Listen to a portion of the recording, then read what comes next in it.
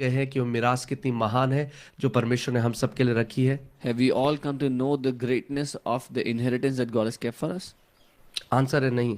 Ut- yeah, the answer is no. आज बहुत सारे विश्वासी हैं जो अभी इमेच्योर हैं, जिनको बढ़ना जरूरी है, और जब तक वो विश्वासी रहेंगे ये फाइव फोल्ड मिनिस्ट्री गिफ्ट भी रहेगा।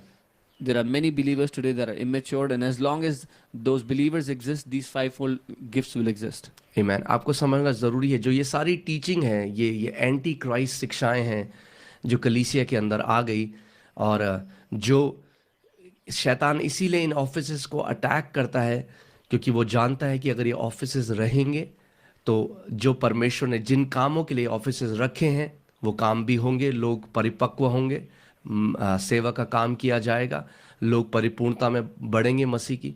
All these teachings are antichrist teachings because the devil knows if these offices remain, the people will mature, they will grow, the work of the ministry will grow. आमीन। इसीलिए वो कहते हैं कि आज, और एक और चीज़ आपको समझना है, ये सारी एक कॉलिंग है परमेश्वर की तरफ से। And one more thing you have to understand is all these are callings from the Lord. अगर कोई किसी को एक प्रेरित की तरह बुलाए, एक अपोस्टल की तरह बुलाए, इसका मतलब ये नहीं कि वो किसी पास्टर से ज़्यादा बड़ा है या ज़्यादा महान है। If someone's called as an apostle does not mean that they are greater than a pastor. ये आपस में कोई लड़ाई नहीं है इन ऑफिसेज में, ऊंच और नीच नहीं है। There is no fight between different offices, who is greater, who is smaller. जैसे आपका हाथ है, हर एक उंगली का अलग फंक्शन है, ये पांचों जो ऑफिसेज है इनका अलग अलग फंक्शन है। Just as in your hand, each finger has a purpose or function, these different offices have different functions in the body of Christ. Amen. So आज कई लोग बोलते हैं कि जो प्रेरित थे वो केवल 12 थे, और जब वो मर गए तो उसके बाद ये जो ऑफिस है, ये दफ्तर जो है, ये बंद हो चुका है। Some people say that there were only 12 apostles and when they died, this office ceased. ये बिल्कुल अनस्क्रिप्चुरल बात है, This is totally unscriptural. क्योंकि बहुत सारे अपोस्टल्स के नाम बाइबल में लिखे गए हैं जो 12 अपोस्टल्स नहीं थे।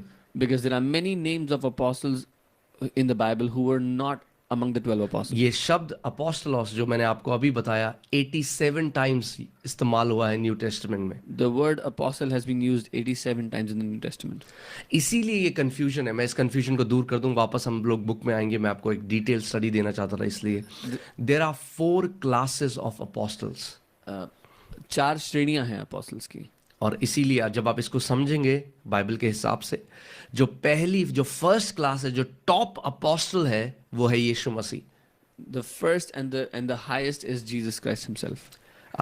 इब्रानी 3:1 को हम देखेंगे। We'll look at Hebrews 3 मैं इब्रानी and 1.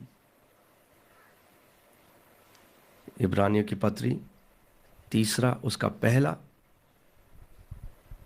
इसमें लिखा है, इसीलिए हे पवित्र भाइयों, तुम जो स्वर्गीय बुलाहट में भागी हो, उस प्रेरित और महायाजक यीशु मसीह को यहाँ पर प्रेरित या अपोस्टल कहा गया, उस प्रेरित और महायाजक यीशु पर जिससे हम अंगीकार करते हैं ध्यान करो। Therefore, holy brethren, partakers of the heavenly calling, consider the apostle and high priest of our confession, Christ Jesus. Amen. So आपको समझना पड़ेगा जो पांचों दफ्तर हैं उनके हेड पे यीशु मसीह खड़ा होता है। So you have to understand that at the head of all these 5 offices is Jesus Christ himself. Amen. The Bible calls Jesus an apostle Bible यीशु को एक प्रेरित कहती है because he was a sent one from the Father. क्योंकि वो पिता की ओर से भेजा गया था। यीशु मसीह ने कहा मुझे भेजा गया। That's what an apostle means. The word apostolos is just a messenger, a sent one. Jesus said, I am a sent one. Apostolos का अर्थ है जो भेजा गया। Amen. So सबसे पहला जो फर्स्ट ट्रेनिंग है एक अपोस्टल की, वो है Jesus Christ. That's the top first class. The highest category is Jesus Christ himself, जो पहला है। जो सेकंड क्लास है अपोस्टल्स की, वो है apostles of the lamb. The second class of apostles is मेमने के प्रेरित। And Jesus chose 12 apostles. और यीशु ने 12 apostles को चुना। And ये बात सही है कि उस जगह में कोई और नहीं आ सकता। And this is true that no one else can come in that place. Amen. Revelation 21:14 में हम देखते हैं, इसमें लिखा है, And the wall of the city had 12 foundations, and in them the names of the 12 apostles of the Lamb.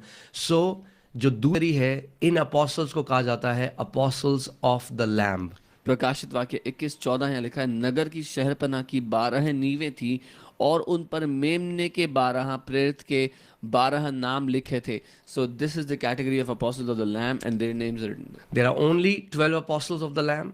मेमने के केवल 12 ही प्रेरित हैं. No one except the 12 will ever stand in this office. उन 12 को छोड़ कोई भी कभी इस दफ्तर में खड़ा नहीं हो पाएगा. Amen. That is the second category. ये दूसरी श्रेणी है. अगर हम प्रेरितों के कार्य 1 उसका 20वीं अध्याय में आयत में देखें 20 से 22, If you look at Acts 1:20-22, it says, "For it is written in the book of Psalms, let his dwelling place be desolate and let no one live in it. Let another take his office." यहाँ पे Judas Iscariot की बात हो रही है, जो मर गया था, जिसने आत्महत्या करी. उसका जो ऑफिस था, अपोस्टलिक ऑफिस, अब यहाँ पर चेले बोल रहे हैं, let another take his office. यहाँ लिखा है, भजन संहिता में लिखा है, उसका घर उजड़ जाए और उनमें कोई ना बसे और उसका पद कोई दूसरा ले ले. This is talking about Judas